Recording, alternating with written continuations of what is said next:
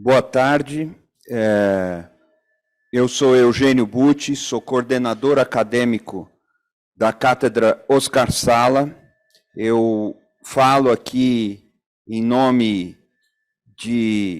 do professor Guilherme Ariplonski, diretor do Instituto de Estudos Avançados da Universidade de São Paulo, e nós estamos dando início a um seminário promovido pela Cátedra Oscar Sala dentro do Instituto de Estudos Avançados da Universidade de São Paulo.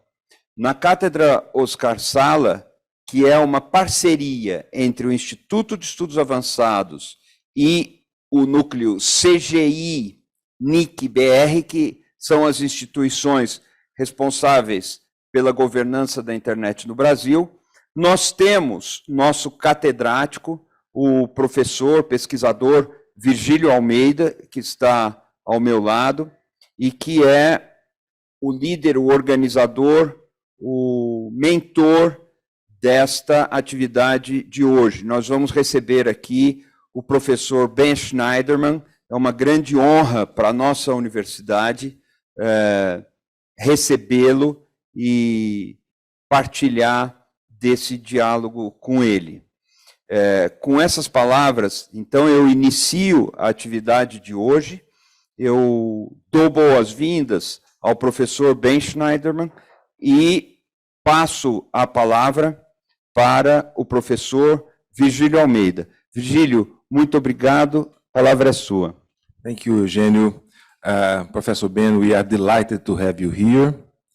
I'm going to switch to Professor Ben, é um grande prazer tê-lo aqui. Vou passar para o português em respeito ao nosso público, mas há a tradução simultânea também aqui para o professor Ben e também a transmissão pelo YouTube. O professor Ben já foi orientado sobre ouvir a tradução em inglês através da plataforma. So I'm going to read the Professor Ben Shneiderman. Eu vou ler antes aqui o currículo do professor Shneiderman.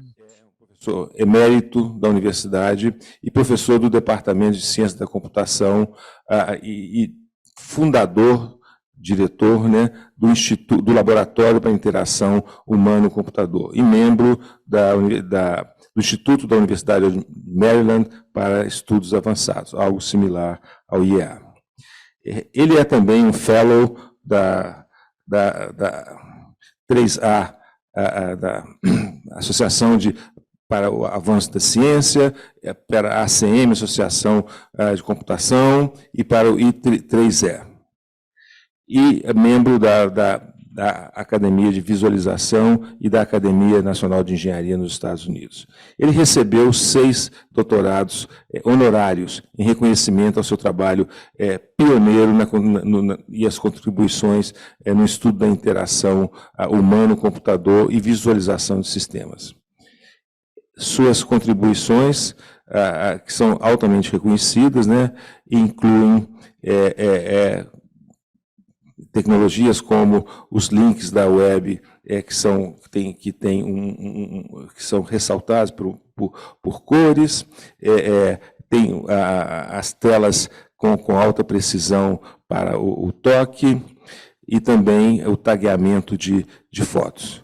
O professor Ben Schneider, as inovações na área de visualização de informação incluem também as consultas a bancos de dados, a bases de dados, né, e o desenvolvimento de mapas de árvore para visão de dados hierárquicos e visualização nas redes. Né.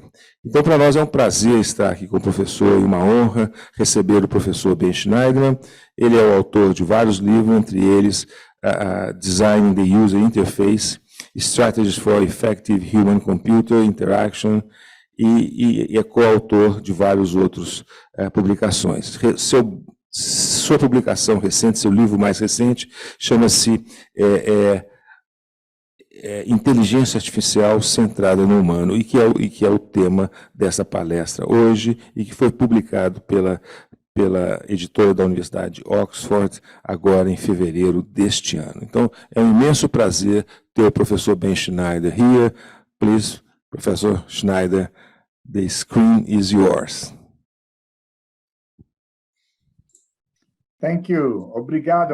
I'm very pleased to be here. Agradeço, também é um grande prazer e honra estar com vocês. Eu já tive a oportunidade de visitar São Paulo no passado, e espero poder voltar no futuro próximo. Sempre me lembro das minhas viagens ao seu país. Hoje eu vou falar sobre a inteligência artificial centrada no humano, e eu vou dar um relatório pouco mais detalhado também. Eu sempre gosto de levantar aí a bandeira do nosso laboratório na Universidade de Maryland, que está celebrando o seu 40º ano em colaboração com uma série de departamentos da Universidade de Maryland. O nosso website tem mais de 1000 papers, centenas de vídeos e relatos técnicos. Convido a todos a darem uma olhada.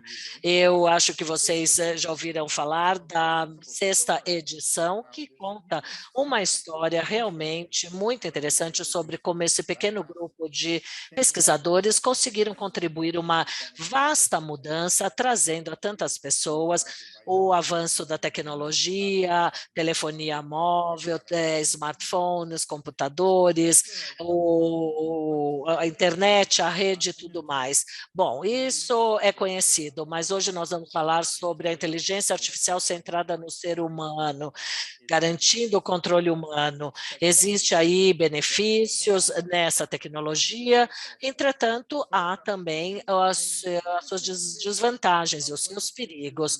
Agora, essa inteligência artificial traria uma visão diferente do que seria o mundo, uma nova diretriz, um novo protocolo. A meta é amplificar, aumentar, empoderar, intensificar os seres humanos, amplificar, aumentar e intensificar as pessoas. Afinal de contas, somos pessoas, certo? E queremos apoiar as pessoas para que elas possam fazer as coisas que queiram fazer na internet. A minha palestra vai falar sobre 3 pilares. Primeiramente, a nossa estrutura, que traz uma nova forma de pensamento, as metaforas, as linguagens que utilizamos, que nos trazem uma nova oportunidade de tecnologias futuras, a ICH, e as 15 recomendações sobre como fazer tudo isso acontecer. Na verdade, é um processo sistemático e vamos começar com essa estrutura de inteligência artificial centrada no ser humano, para pensar diferente a respeito dessas tecnologias. E as pessoas, eu vejo o mundo através de uma estrutura apoiada, em que as pessoas trabalhem em conjunto, suportados pela tecnologia. Olha, essa história vem de 40 anos, quando lançamos o primeiro livro sobre o uso de uma interface. E eu tinha um capítulo sobre controle humano e equilíbrio de automação. E a crença naquela ocasião era que os desenvolvedores deveriam escolher um determinado ponto entre o controle humano e a automação computacional. E quanto mais tivermos computação automatizada, menor será o controle humano. E daí nós seguimos esse caminho por vários anos e achávamos que era o caminho correto. Mas há alguns anos eu comecei a pensar de maneiras diferentes. E esse capítulo mudou, que seria assegurar o controle humano enquanto melhoramos a automação. Infelizmente, não estamos vendo os slides do professor. Ai, peraí, um minutinho só.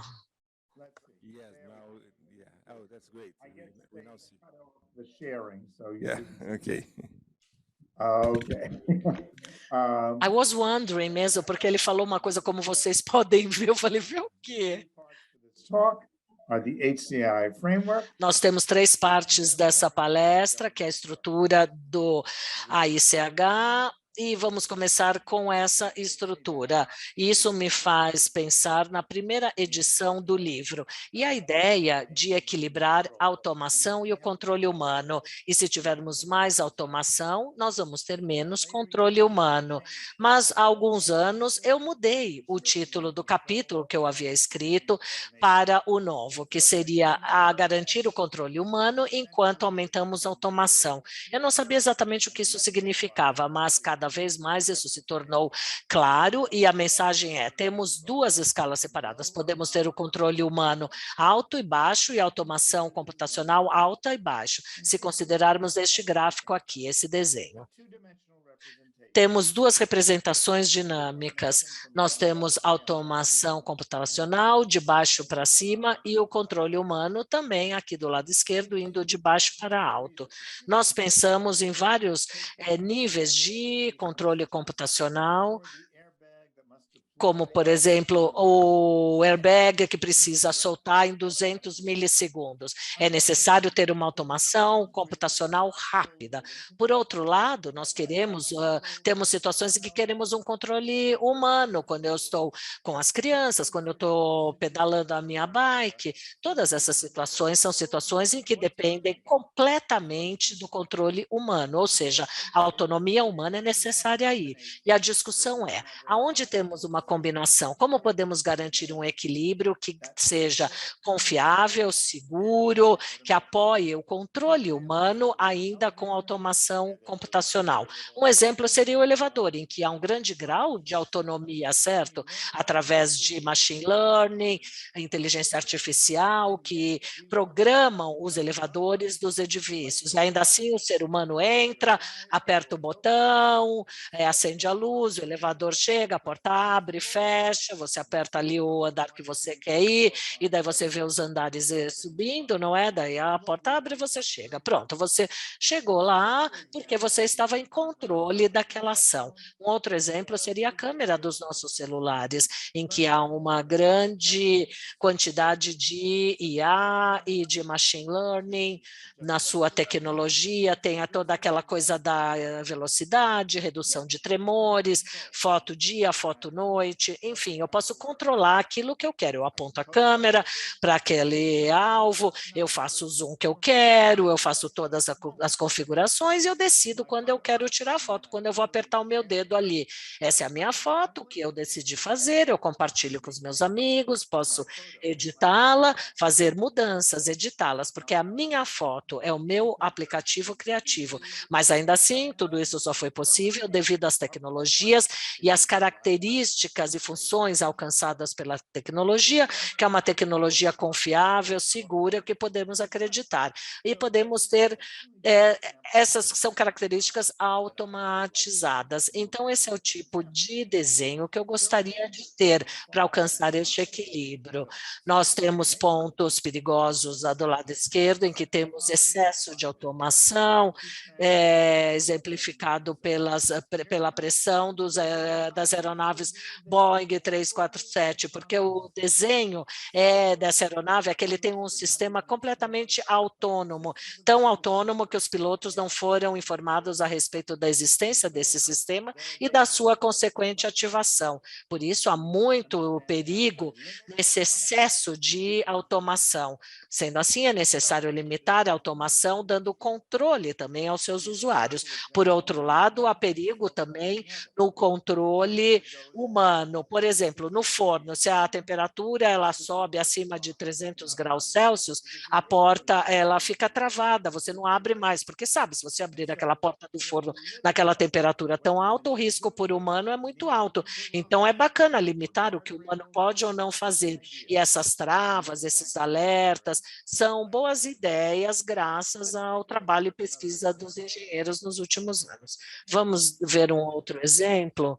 Seria controle nos hospitais. Voltando ali na Segunda Guerra Mundial, em que usava-se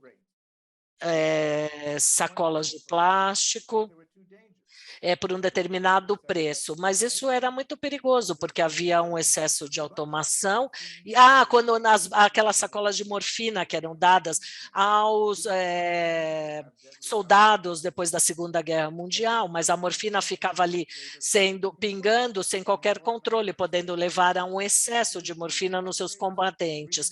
Mas hoje em dia isso não seria mais um problema, porque nós temos todos os dispositivos que podem limitar um possível dano, assegurando os seus pacientes através de medidores de frequência e coisas do tipo, através de dispensação automática. Então, a morfina ou qualquer outro medicamento, agora, ele pode ser monitorado através desses dispositivos de dispensação que trabalham dentro de um limite, há uma trava que interrompe uma dosagem excessiva de um determinado medicamento, como foi o caso aí da morfina usada ali logo após a Segunda Guerra. Centros de controle hospitalares que monitoram uma série de dispositivos, eles selecionam os dados dos usuários. Qualquer tipo de falha pode necessitar de uma intervenção sucessiva e formatar os algoritmos para os seus pacientes. Esses algoritmos ajudam a fazer essa divisão entre pacientes mais idosos, mais jovens, com diferentes comorbidades. Todas essas estratégias são preciosas, porque nos tiram daquele modelo bem simplesinho, e agora nós temos uma amostragem mais híbrida, mais mesclada, em que vamos ter um autocontrole humano para o que é importante para os humanos, e vamos ter altos níveis de automação, em que vamos ter também o sucesso, mas com segurança. Então, essa é uma forma de pensar, e é o primeiro item. O segundo item que eu vou falar é a mudança nas metáforas de design. Margaret Bowden dizia que robôs não são pessoas. Essa é uma ideia básica que precisamos lembrar. Joanna Bryson falou, os humanos e não os robôs são os agentes responsáveis. Esse é um outro conceito importante. Nós temos que lembrar disso. A tecnologia é só uma ferramenta, é só uma máquina. A responsabilidade sempre estará na mão dos seres humanos. Eles é que têm a responsabilidade jurídica e moral. Também existem capacidades distintas dos computadores. Achar que os computadores vão ser como pessoas é uma ilusão. A gente pode, inclusive, perder a oportunidade de utilizar os seus algoritmos sofisticados, as suas bases de dados enormes, os sensores super-humanos, o número de displays em abundância e também os mecanismos efetores tão poderosos. Agora, temos a criatividade humana, a paixão, a empatia, a humildade, a intuição. Nós temos que valorizar tudo isso e dar suporte à capacidade de inovar e fazer algo diferente, que é algo dos humanos, que é diferente de um treinamento só para um desempenho muito eficaz. Precisamos fazer algo totalmente diferente. Foi daí que parti.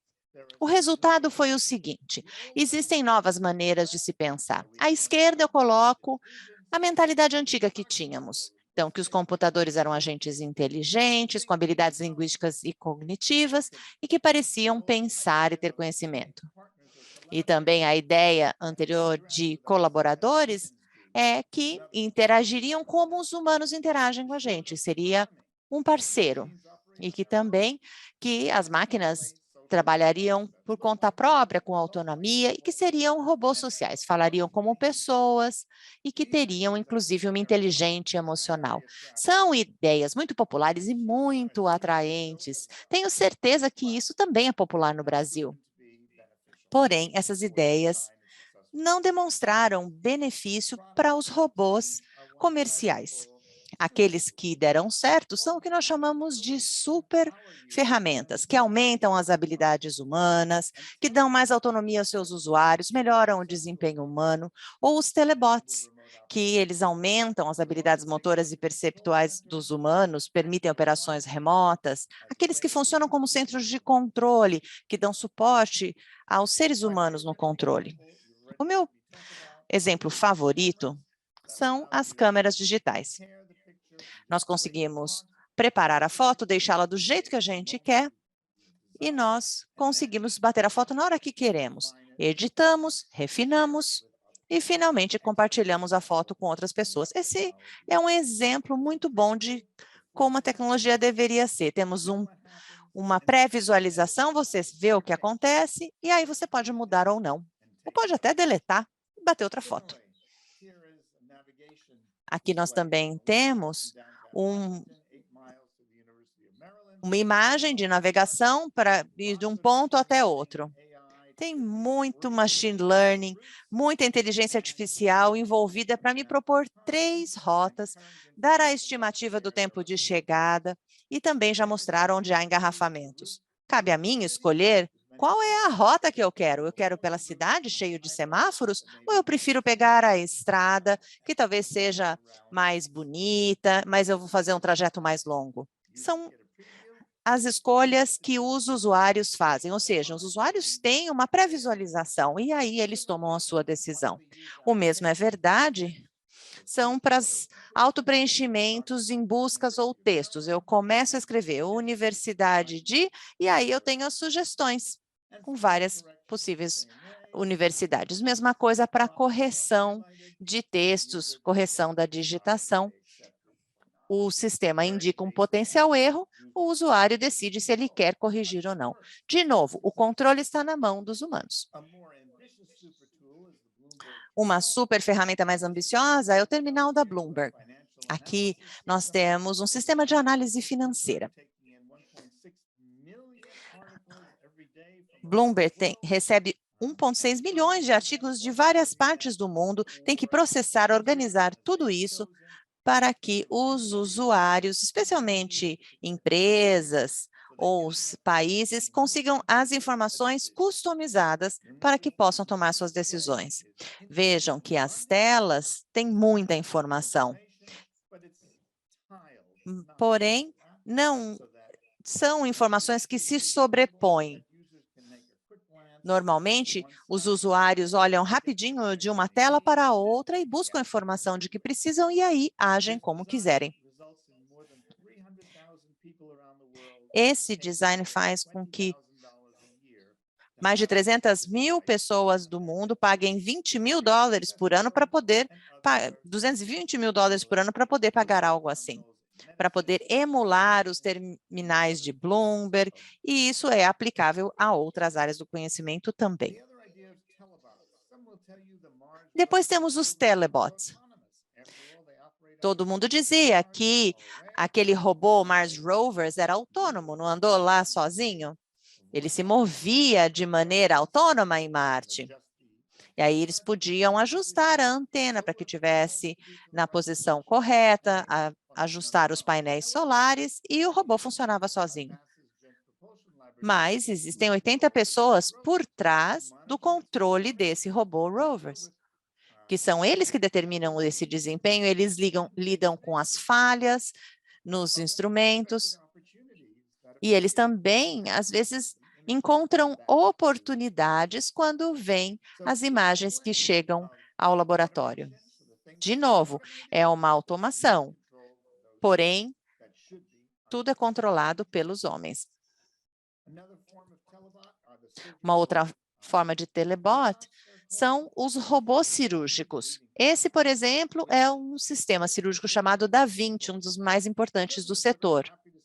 Os jornalistas falam, nossa, agora nós temos um robô cirurgião, ele é melhor do que o cirurgião que é humano. Mas não é verdade, porque o cirurgião sempre vai ser humano, não é o robô que faz a cirurgia, é o cirurgião que vai fazer a cirurgia usando os instrumentos que ele vai orientar através de um console.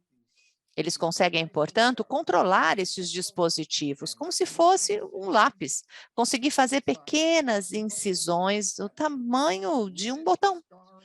Conseguem limitar, portanto, o sangramento, o tamanho da cicatriz fica menor e conseguem resultados melhores na sua cirurgia.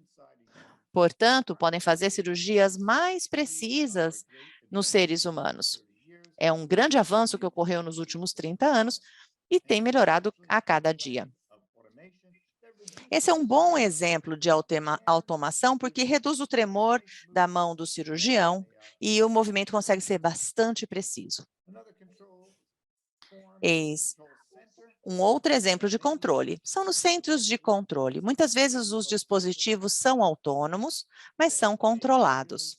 Sempre existe um controle feito por um ser humano que supervisiona as atividades. É claro que o sistema vai coletando informações para melhorar o desempenho com o tempo. Esses centros de controle podem ocorrer em hospitais, em salas de controle em empresas, em centros de contra-terrorismo do governo ou em outras localidades. A ideia é ter uma mistura entre automação e controle humano. Nós também temos alguns eletrodomésticos ativos, desde o Google Nest, para poder controlar o sistema de ar-condicionado e aquecimento, o Roomba, que eu mesmo uso e gosto bastante, é um tipo de robô aspirador. Eles usam inteligência artificial, mas são controlados por seres humanos. O Roomba ainda está melhorando seus níveis de controle humano. Ele opera de maneira autônoma. Mas eu gostaria de saber mais. Quando que ele vai aparecer no meu escritório para que eu pare de trabalhar ali? Eu gostaria de saber quanto tempo ele vai demorar a limpeza naquele cômodo. Os aplicativos no celular que vêm com o Roomba, eles dão mais informações. Essa ideia de um dispositivo de limpeza totalmente autônomo abriu caminho para esses dispositivos nos quais as pessoas conseguem controlar melhor. O mesmo é verdade para as máquinas de lavar roupa, tem toda uma autonomia que melhora o desempenho e economia de energia e, ao mesmo tempo, coleta dados para melhorar o desempenho. Também permite programas diferentes para o tipo de roupa. Podemos abrir a qualquer momento, às vezes tirar uma camisa, porque você não quer que ela seque demais também. Essas são as formas como a tecnologia pode ser aplicada. Um dispositivo que era considerado autônomo era o marca-passo cardíaco. Ele é atualmente um dispositivo controlado, ele é operado do celular e a Medtronic, o fabricante, coleta dados de dezenas de milhares de dispositivos para melhorar os algoritmos e permitir também uma customização de certos casos, como de crianças ou pessoas mais idosas. Ou seja, é seguro, é mais confiável e mais efetivo dessa forma. A minha terceira parte da palestra tem a ver com as estruturas de governança. Temos muito a falar disso, mas eu vou me concentrar em algumas ideias que estão apresentadas neste diagrama. Aqui nós temos 4 níveis. A equipe de engenharia de software, que cuida dos aspectos técnicos práticos, então acompanha todos os aspectos de experiência do usuário e tal. Depois nós temos o nível de organização, que tem também que estabelecer uma cultura de segurança. Então, tem que ter o compromisso da liderança, tem que contratar e treinar os seus funcionários, relatar as falhas, os quase acidentes, fazer revisão dos problemas e acompanhar os padrões do setor. Um terceiro nível seria o nível da certificação confiável, ou seja, ter uma supervisão independente. Precisamos criar estratégias para poder auditar as empresas e também estratégias de seguros. E, finalmente, existe a regulamentação do governo. Alguns veem problemas nessa fase, e isso pode realmente acontecer, mas nós temos um bom histórico de exemplos, como o setor automobilístico, em que a regulamentação do governo, da segurança do setor automobilístico aumentou a segurança, como, por exemplo, a questão do uso de cinto de segurança e também inovações que levam à economia de combustíveis. E isso acontece também no mundo da inteligência artificial, quando as regras de proteção de dados europeias do GDPR acabaram melhorando as inovações através de dezenas e milhares de artigos que já foram publicados sobre esse tópico. Eu gostaria de falar primeiro sobre essas ideias do esforço de equipe, das equipes de engenharia de software. Eu recomendo a ideia de usar ferramentas de análise e também fazer auditorias, da mesma maneira que acontece na aviação. Foi assim que a aviação civil se tornou tão segura, porque é feita uma investigação das falhas para que elas ocorram só uma vez. Da mesma maneira, nós precisamos ter todo um registro de qualquer tipo de dispositivo de inteligência artificial ou robô para poder acompanhar o seu desempenho. Precisamos de ferramentas de análise também e sistemas de reporte. Sean McGregor é um autor na área de inteligência artificial e analisa bases de dados nessa área e já escreveu milhares de relatórios de falhas de inteligência artificial. Nós precisamos entender onde estão os erros, precisamos entender se essas falhas ocorrem, onde e com que frequência.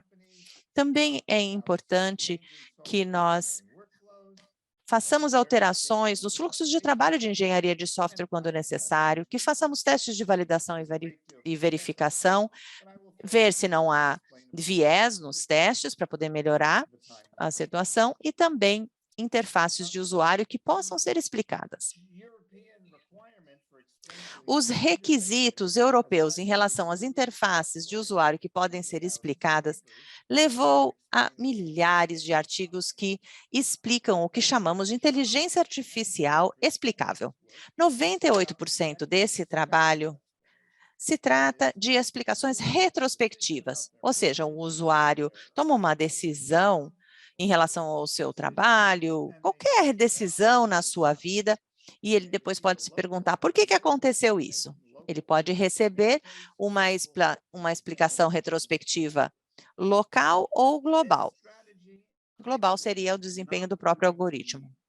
Essa estratégia, na minha opinião, não teve sucesso. É muito difícil gerar esses resultados. Eu sugiro uma nova estratégia, que seria evitar essa confusão e essa surpresa que leve à necessidade de uma explicação retrospectiva. Eu chamo isso de interfaces de usuário prospectivas.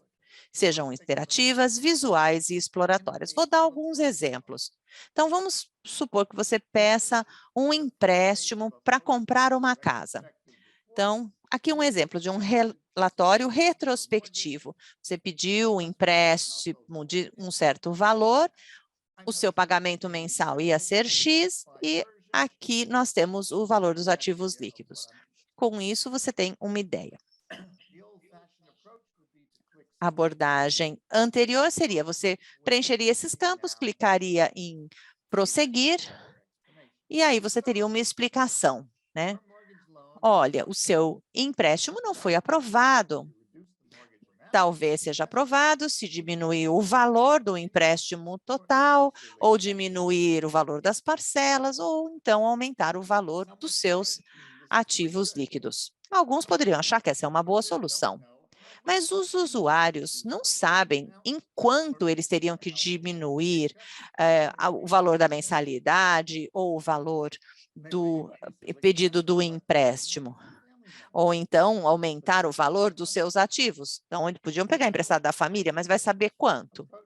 Eu já sugiro uma abordagem que eu chamo de interface de usuário prospectiva, em que você tem barras deslizáveis. Em vez de deslizar um número, você pode ir explorando. Se você desliza essa barra, você pode tentar reduzir ou aumentar a quantidade do pedido de empréstimo que você fez.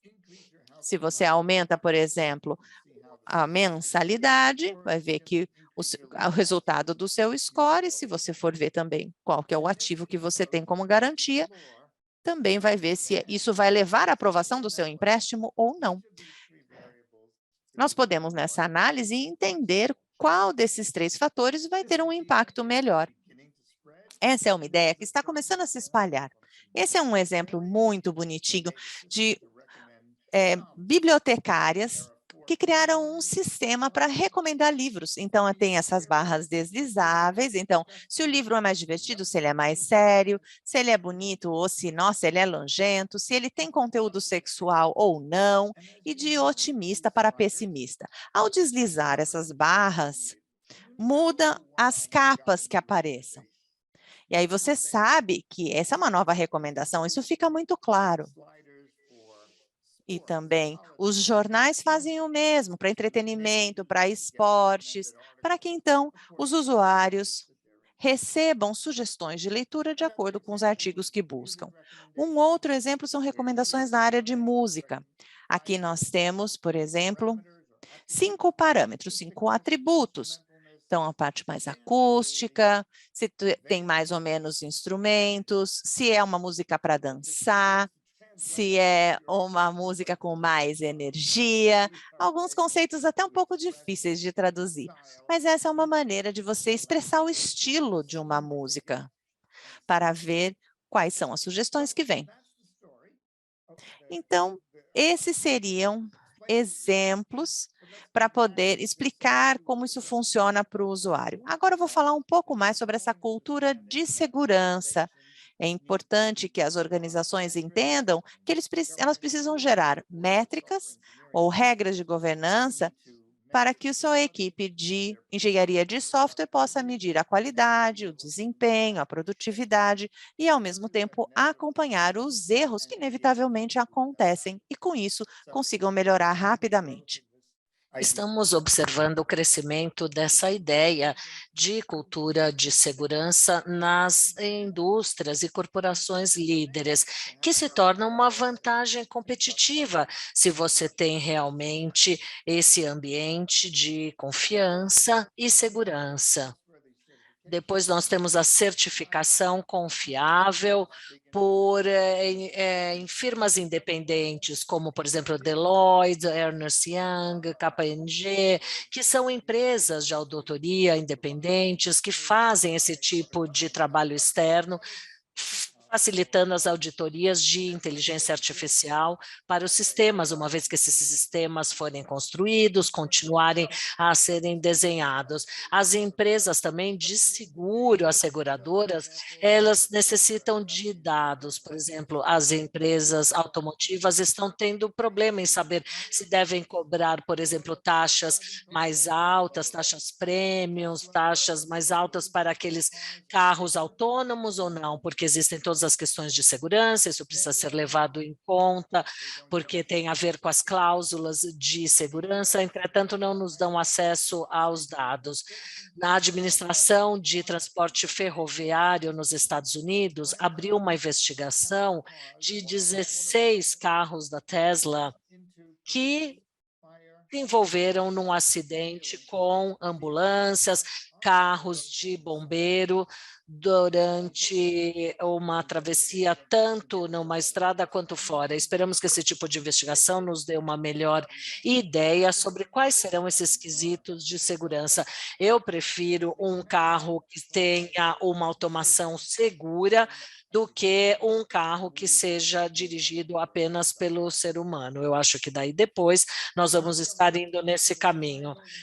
Organizações da sociedade civil e não governamental também estão agindo e as instituições de pesquisas e organizações profissionais estão muito ocupadas com centenas de relatos, porque realmente essa é uma questão tanto para organizações governamentais quanto não governamentais. Estamos agora evoluindo para melhores princípios de adequação da inteligência artificial e a inteligência artificial com o seu código de direitos, proibindo desigualdades, falta de liberdade de expressão e privacidade. As regulamentações, intervenções e políticas podem se dar tanto no nível regional quanto nacional, local ou de agências específicas da indústria. A OCDE realmente está muito envolvida também nessas questões de inteligência artificial, além de grupos brasileiros e dessa sua região estão interessados na regulamentação e na descrição sobre quais seriam as diretrizes apropriadas para conduzir a inteligência artificial. Então, essa é a história. E o resumo, então, tem aí essa estrutura da inteligência artificial centrada no ser humano, com novas possibilidades de novos desenhos, e depois uma estrutura, um arcabouço de 3 ou 4 dimensões. Os homens acham que, sob essa noção, isso pode ser feito, mas preciso lembrar-lhes do valor da automação computacional, trabalhando de forma independente do controle humano, dando o controle humano quando possível e tornando a automação computacional a mais confiável e segura. Segunda parte do resumo, as metáforas desse desenho, que atraem essas noções de agentes inteligentes, os teammates, os companheiros, os colaboradores de equipe, autonomia assegurada, os robôs sociais. Eu preciso dizer que, na verdade, é um renascimento daquela ideia de que isso vai funcionar. Então, por favor, preste atenção naquilo que vocês leem e naquilo que vocês veem sobre a promoção desses robôs sociais.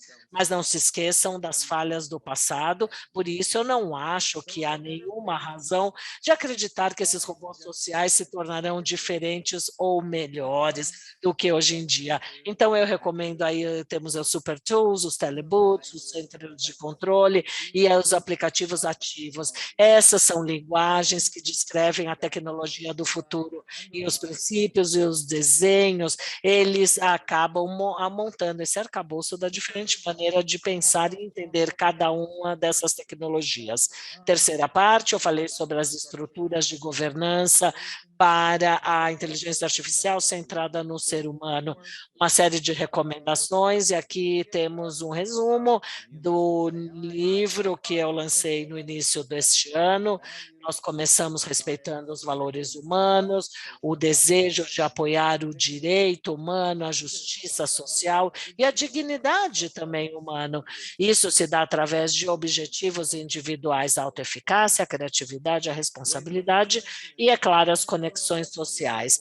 Aquilo que nós implementamos no mundo da engenharia são tecnologias confiáveis, seguras, que trabalhem de maneira organizada junto à indústria e o governo, mas não podemos nos esquecer das categorias dos nossos acionistas envolvidos dentro deste processo, que são os pesquisadores, que merecem um grande grau de atenção, os desenvolvedores, os líderes de negócio, os tomadores de política e os reguladores, e agora os usuários também, que estão participando do desenho dessa estrutura. Mas, por outro lado, não podemos esquecer das ameaças. Essas tecnologias serão utilizadas por terroristas, crimes cibernéticos, por vieses desencontrados e outras questões do tipo. Por isso, é necessário realizar esforços adicionais para diminuir essas ameaças por parte desses atores maliciosos. E, como já diz, evitar qualquer tipo de tendência. É necessário entender todas as questões racistas, de gênero, de questão política, religiosa ou social, para evitar esse tipo de viés. E, por fim, sempre precisamos ter aquele senso de de humildade e entender que o software ele pode acabar falhando em algum momento. Então, é necessário fazer o melhor para tornar tudo isso melhor ainda. Então, essa é a mensagem do meu livro, Inteligência Artificial Centrada no Ser Humano. Espero que tenha aguçado o interesse de vocês para a leitura da editora da Universidade Oxford, e eu fui listado realmente como um livro sobre inteligência artificial, e não sobre interface ou direção da computação, não, foi um livro, e o Brian Clegg, que é um escritor, um crítico do Science Popular do Reino Unido, disse que esse é um dos livros de internet artificial mais importante lançado nos últimos anos. Além disso, a Forbes Magazine, através de David Tech, também disse que ser uma excelente introdução de valor, de grande valor, e que é necessário ter uma compreensão tanto da diretriz da inteligência artificial e seu desenvolvimento. Com isso, eu fecho, concluindo e convidando a todos para participarem deste grupo do Google, que é o futuro da inteligência artificial centrada no ser humano. Toda quarta-feira à tarde eu publico um newsletter. Se vocês acessarem e aplicarem para essa página, há centenas de pessoas que são realmente pessoas que recebem este e-mail, que respondem, que agregam a discussão. Então, se quiserem participar do grupo da Google, será ótimo. Também temos uma conta no Twitter, este é o nosso website, e para quem quiser, 30% de desconto para que vocês possam fazer parte do nosso website e receber todas as publicações do nosso centro e universidade. Com isso, eu concluo, agradeço muitíssimo pelo convite, estou super à disposição das perguntas, agradeço pela participação e tempo de todos. Agradeço, professor, foi uma ótima apresentação e, sem dúvida, sim, temos perguntas por parte da plateia e eu vou iniciar fazendo uma pergunta. As suas ideias para IA centrada no ser humano também se aplicam a uma população em que muitas pessoas estão na linha de analfabetismo, como nos países em desenvolvimento?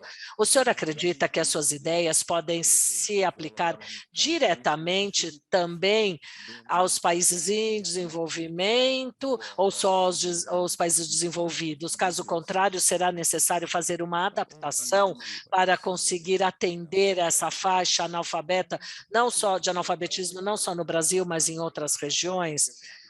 Sim, nós estamos cientes das diferentes comunidades e o analfabetismo é um deles, mas há outras questões como de incapacidades, deficiências, que também são vistas como desafios. E nós, desenvolvedores, precisamos estar cientes de todas essas diferenças.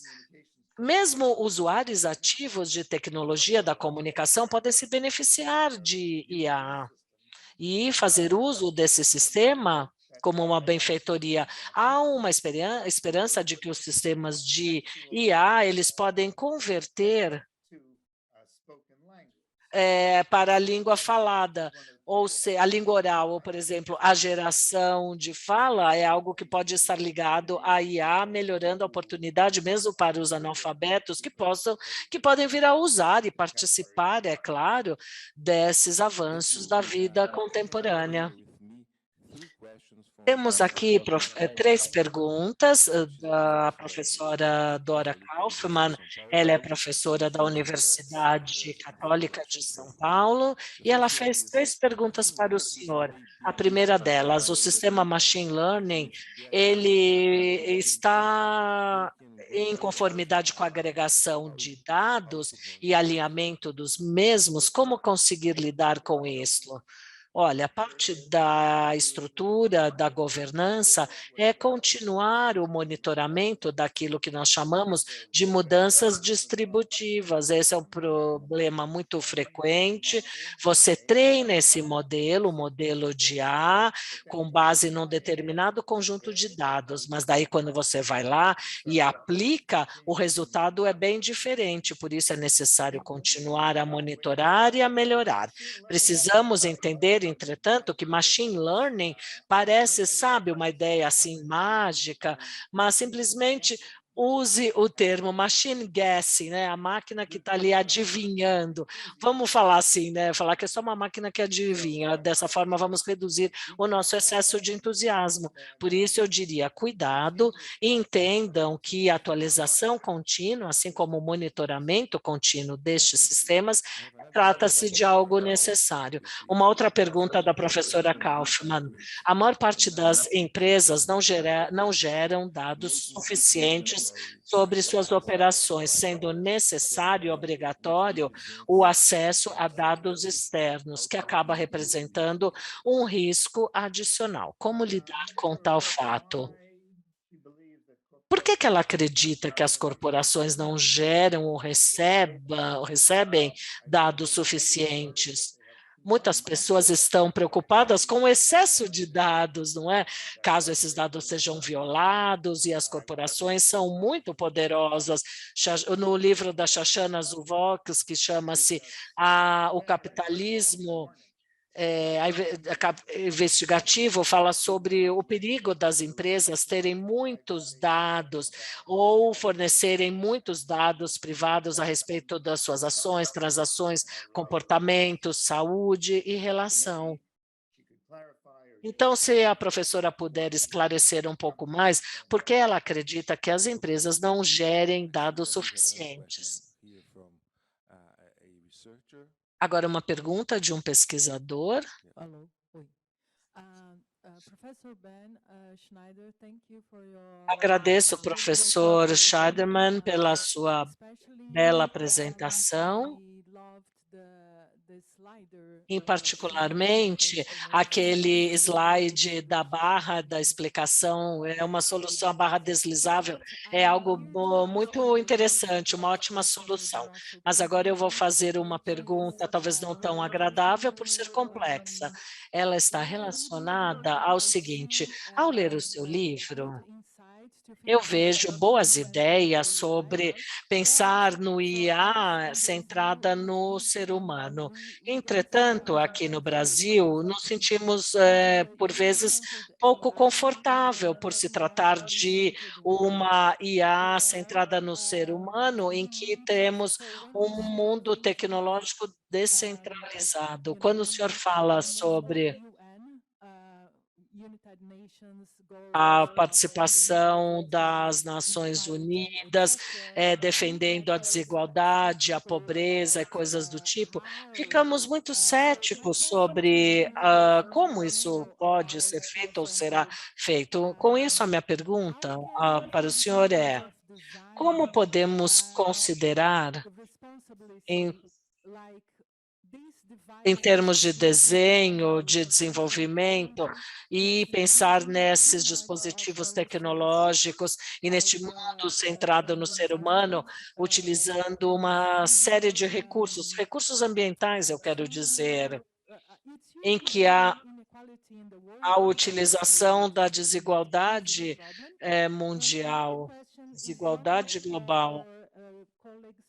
Uma outra pergunta os colegas do grupo de pesquisa que me encaminharam uma pergunta a respeito da cultura, que é algo que também observamos alguns pesquisadores falarem sobre os dados colonizados ou outros fatos colonizados. Alguns pesquisadores estão aflitos com esse mundo de IA e na criação dessa cultura em que eles usam modelos que imponham resultados na maior parte do mundo. O senhor acha que isso vai acabar colocando pessoas em diferentes países, de diferentes culturas?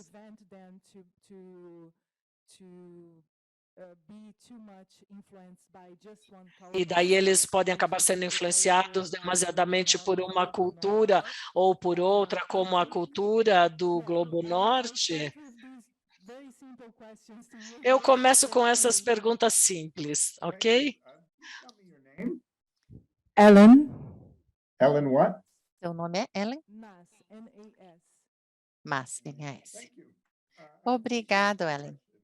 Eu agradeço pelas perguntas. Realmente bastante desafiadoras. Eu não tenho respostas completas para você.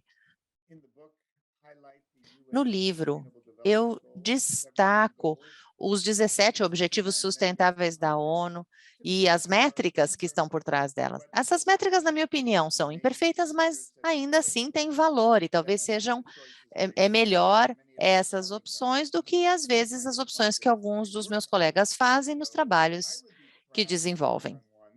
Eu teria muito orgulho de trabalhar em projetos que dessem apoio aos objetivos de sustentabilidade da ONU. Questão de eliminação da pobreza, de eliminação de morte materna, mortalidade infantil, etc. Nós realmente devemos nos dedicar a esses tópicos. Claro que não são metas e objetivos perfeitos, mas são bastante valiosos. Você mencionou a questão da monocultura, do norte global com muita tecnologia versus o sul global muito pobre. Isso é uma simplificação. O norte global não é uma única cultura, existem muitos grupos e subgrupos, há muitas discussões sobre isso, da mesma maneira que essas discussões ocorrem no sul global. Muitos de nós participamos dessas discussões e devemos promover realmente boas discussões. Os problemas são diferentes em regiões diversas do mundo. Sim, nós temos que discutir questões ambientais, questões de mudança climática, são problemas muito graves. E olha, estamos aqui através do Zoom fazendo essa discussão dessa maneira incrível, mas consome recursos. Então, toda a energia necessária para a internet, para os computadores e tudo, isso é um problema. Mas talvez ainda assim seja melhor do que eu entrar num avião e ir até São Paulo. Então, todos os dias, nós temos que tomar essas decisões difíceis. São decisões pessoais. Eu não vou dizer para você como você deveria se comportar, mas eu posso dizer que eu tento fazer o melhor que eu posso. Eu tento comer de uma maneira que eu tenha saúde, que não tenha impacto no meio ambiente. E eu espero que no futuro possamos garantir a conservação ambiental para preservar as espécies, etc. São metas muito nobres e deveriam ser partes das nossas discussões, inclusive envolvendo a inteligência artificial centrada no ser humano. Obrigada pela resposta e pela opção de responder essa pergunta também. A outra pergunta que eu queria dizer em relação a essa monocultura é que eu entendo que o norte global, sim, tem várias culturas. Mas nós temos algumas questões em relação a certos padrões de controle que são impostos.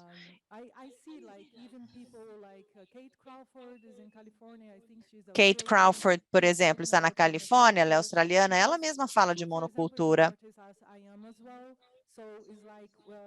Ela é uma artista, como eu. Os artistas sempre levantam essas questões. Nós queremos a inovação, nós queremos fazer coisas de uma maneira diferente, mas existem os padrões mais tradicionais e que muitas vezes impõem as direções.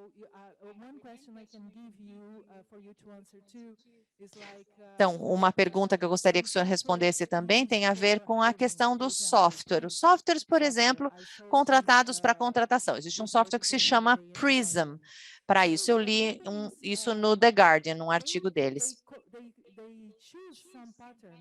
Eles escolhem alguns padrões. Então, por exemplo, se a pessoa está desempregada há mais de 6 meses, o score dela vai ser menor do que o de outra pessoa, e assim vai. Esses padrões dentro de um app fazem com que somente algumas pessoas, um tipo específico de pessoas, tenha um score melhor. O score que atende àqueles padrões. O senhor entende o que eu quero dizer? Então, estamos pensando em outros usos de inteligência artificiais. Sim, nós vemos injustiças em todas as culturas. Eu faço o melhor que eu posso para tornar o mundo um lugar melhor. Eu sou otimista. Temos muito trabalho pela frente, precisamos da ajuda de vocês. Vai demorar um pouco para fazer essas mudanças, mas Eu acho que ainda enquanto eu for vivo, eu vou ver como eu já vi melhoria na vida de milhões de pessoas. Portanto, eu gostaria de estimular que esses progressos ocorram e as tecnologias que a gente já desenvolveu, como celular, etc., eles são tecnologias que trouxeram muitos benefícios, mas existe, claro, sempre os perigos de ter alguns que se beneficiam mais. Então, a gente tem que continuar falando sobre isso, mas, por favor, trabalhem, vamos trabalhar juntos para resolver isso. Muito obrigada. Boa tarde.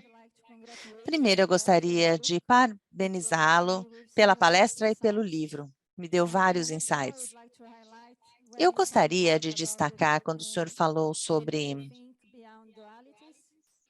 aquilo que está por trás das realidades, a questão, na verdade, das abordagens multidisciplinares e a questão da transparência e de ter a explicabilidade, por assim dizer.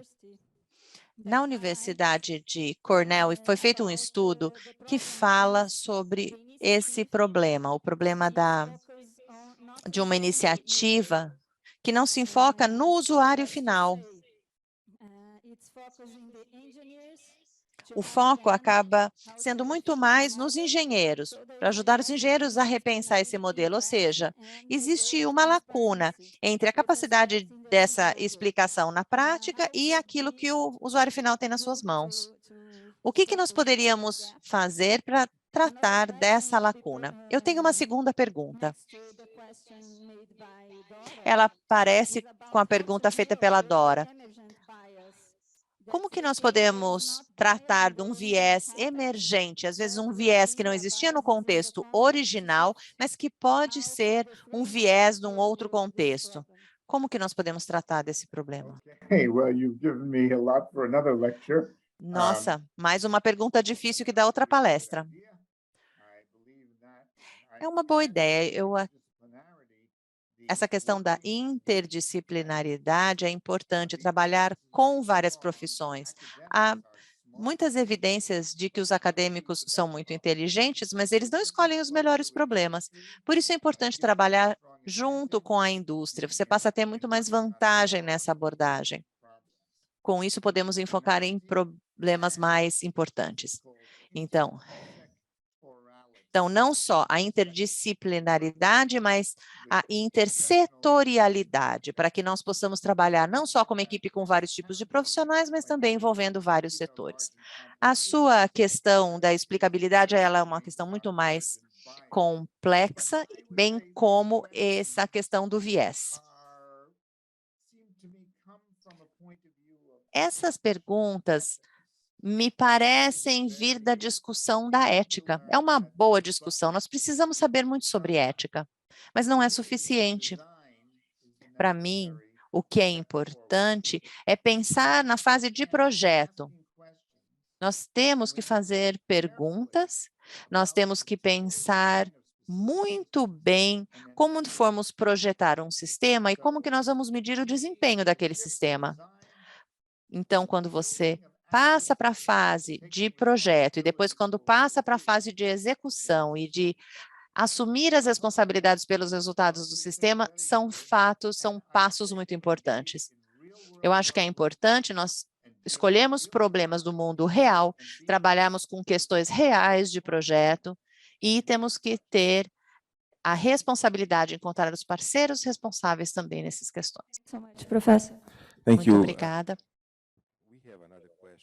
Temos aqui mais uma pergunta. It's a question about the big techs. É uma pergunta sobre as grandes empresas de tecnologia e a sua lógica nas plataformas. Como que a gente pode considerar a questão de lucro, valor, moderação de conteúdo, tudo que talvez dentro desse contexto que foi levantado aqui, da inteligência artificial centrada no ser humano. São várias perguntas, né? Nossa, tanta pergunta. E uma pergunta bem geral, né? Quando fala das grandes empresas de tecnologia, especialmente as empresas de mídia social, né, especialmente a questão relacionada à moderação.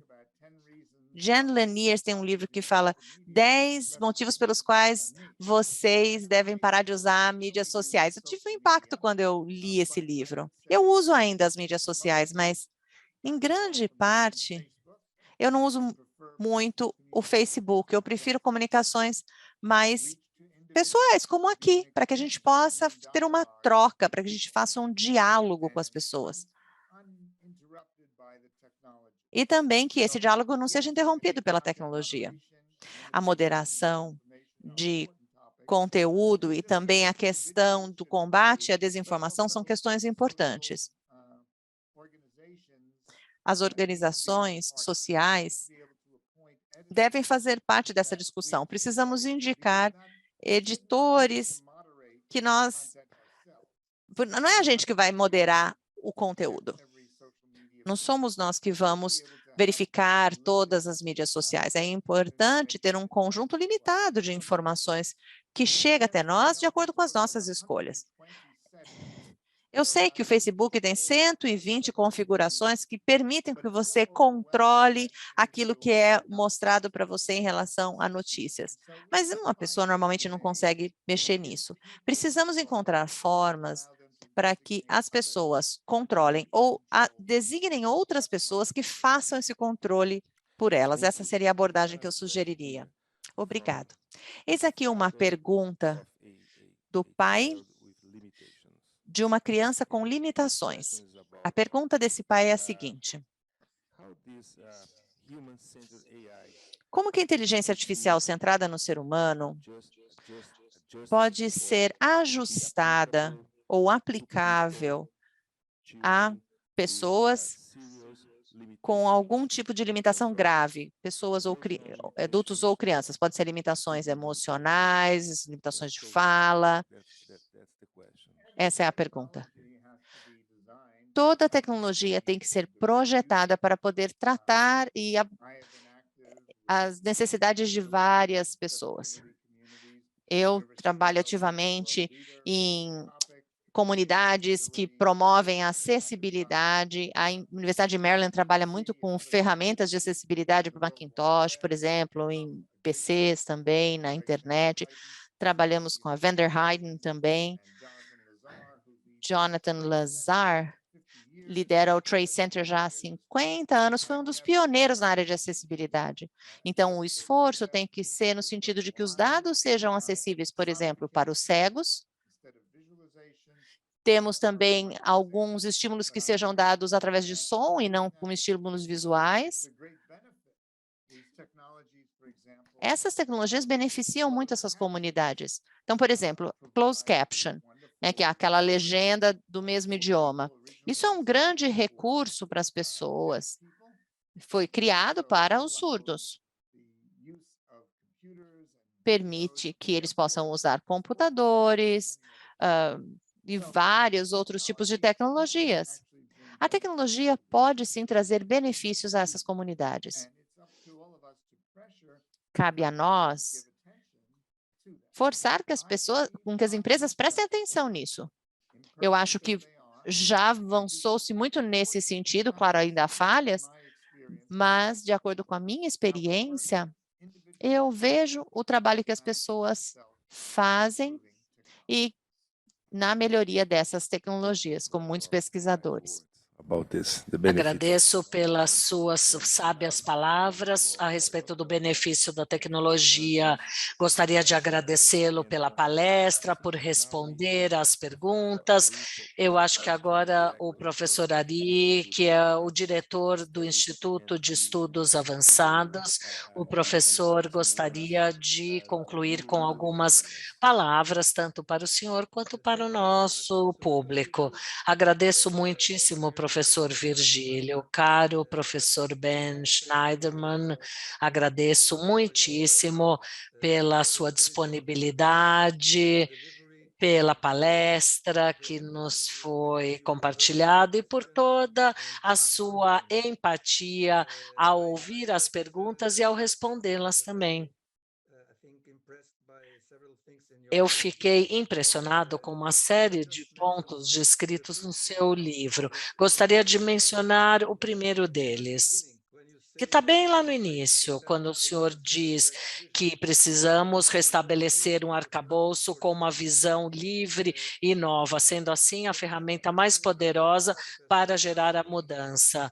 Eu estou lhe contando isso, professor, porque a minha formação é na área de engenharia industrial, e eu estudei ergonomia, como chamam na Europa, e nos livros americanos eles se referem a isso como engenharia humana. E alguns dos autores mencionados durante a sua palestra são autores que eu estudei durante a minha formação, que é exatamente isso, reestruturar, e eu vi aí uma análise, uma perspectiva diferente na sua análise, e eu concordo e divido da mesma opinião também. Além disso, eu também aprendi na prática da engenharia industrial que é o seguinte: se quiser ter resultados downstream, precisamos agir upstream, ou seja, é necessário fazer isso durante a fase de planejamento do projeto com uma abordagem voltada para o ser humano, incluindo isto, sendo gentil e não apenas fazer as coisas sem considerar as consequências. Quando você trabalha num caminho downstream, você acaba ficando muito limitado naquilo que está fazendo. Por isso, eu concordo, acredito que são conceitos básicos, devem ser respeitados. É muito bom tê-lo conosco virtualmente. E, é claro, o convite para estar aqui conosco presencialmente já está feito, quando o senhor se sentir confortável. O professor Virgílio, ele é cátedra da Sala Oscar Salas, ele também faz parte do CGI e do NIC. Eu gostaria também de dar as boas-vindas e agradecer o professor Demi Guetzko pela sua presença, e também pelo coordenador dessa cátedra, publicou uma série de relatos, e eu agradeço ao professor Virgílio por ter organizado, ter sido o anfitrião e moderador dessa sessão, e também gostaria de agradecer à equipe Cláudia e o Sérgio, que foram também muito importantes na organização dessa sessão. Eu perdi o início, infelizmente, porque eu acabei numa sessão com o secretário-geral e não pude participar desde o início, mas eu consegui pegar metade da apresentação e todas as perguntas também. E com isso, o que eu gostaria de dizer, por fim, é que na nossa universidade temos uma série de grupos que trabalham com inteligência artificial, e esses grupos agora acabaram se tornando centros de inteligência artificial, graças a uma parceria entre a Universidade de São Paulo, a FAPESP, que é uma agência nacional equivalente ao NSF no nível nacional americano.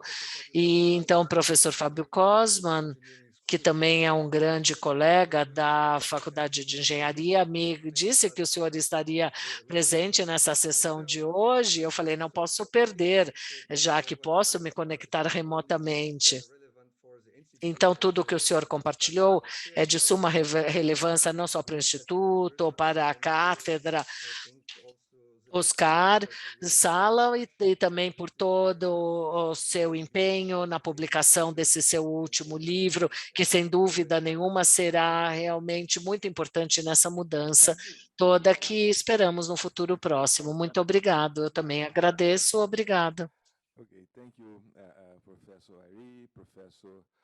Professor Plonsky, professor Scheiderman, professor Butz, realmente foi uma ótima tarde poder estar aqui com o professor Scheiderman e ouvir novas ideias a respeito da inteligência artificial centrada no ser humano, o que é muito importante para o nosso país, que está muito ágil nessa busca da automação. Por isso, grato pela palestra e pela presença. Obrigado.